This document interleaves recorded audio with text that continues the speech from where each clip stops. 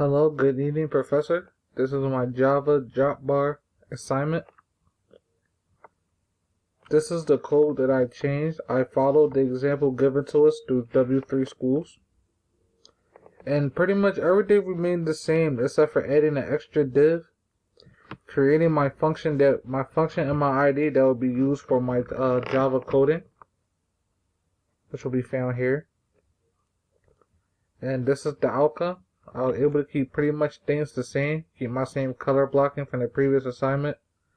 Everything works the same, my hover and all my other stylings. And when you click on it, even though it's already up before, it's active on the click. I have my Drive, Calendar, Translate, Book, Wallet, Blogger, and Docs, and they're all active links. As you can see, it's loading, going into another one. Go back. You can see another one, Docs. Tells you to log into your email. So I am working with active links, and they're all attached under the More subtab. And other than that, I believe that'll be all.